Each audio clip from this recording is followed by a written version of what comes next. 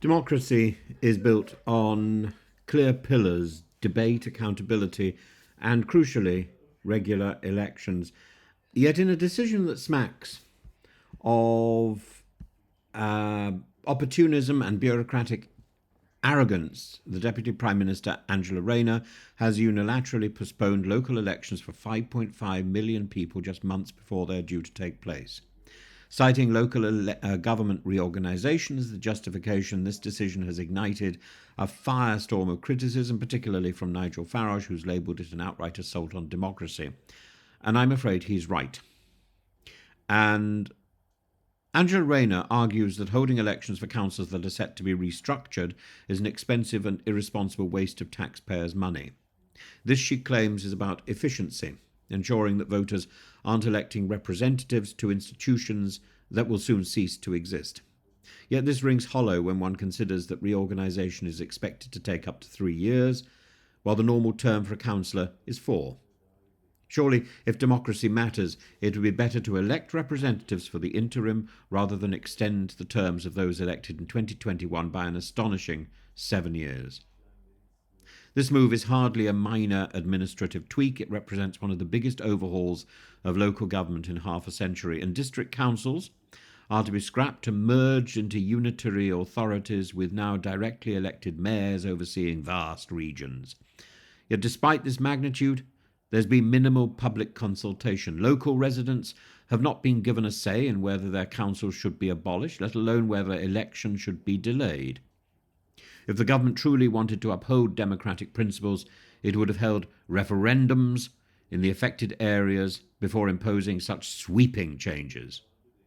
Farage, never one to miss an opportunity for a populist broadside, has branded this decision monstrous. He argues that it's a collusion between Labour and Conservative-controlled councils designed to stave off the electoral rise of Reform UK, which has surged in local polls and was expected to perform particularly well in areas like Norfolk, Essex and Thurrock. His anger is perhaps justified. I only wish he was going to be attacking Warwickshire Council, which is full of cronies. Let's examine the reality.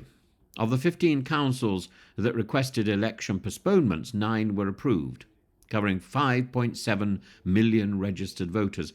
All but one of these councils are Conservative-led. The result?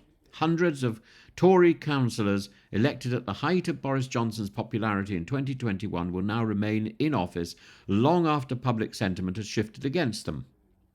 What we're witnessing is a backroom deal between political elites to protect their fiefdoms at the expense of democratic accountability. Farage's rhetorical flourish, "I thought only dictators cancelled elections," may seem hyperbolic, but it does raise a troubling question. If this government can arbitrarily delay elections for administrative convenience, what is stopping future governments from doing the same? What assurance do voters have that a general election won't be postponed under the guise of national security, economic turmoil, or any other plausible excuse?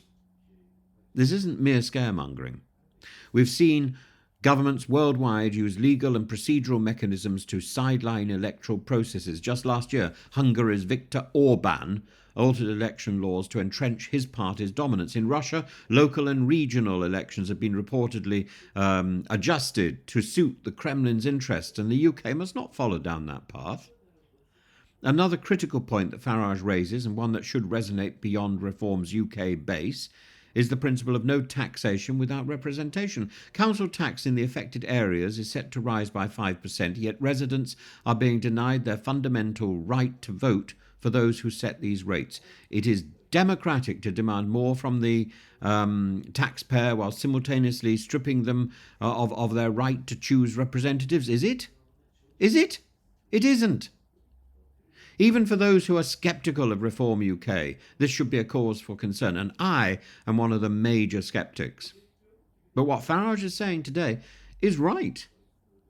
Farage has vowed to fight this decision, rallying against what he sees as the cowardice of the political class. If this decision had been made a year ago, I could understand it and I could accept it. But it's not. It's made within months of the actual election. Reform UK has launched a petition against the election delays, which has already amassed over 220,000 signatures.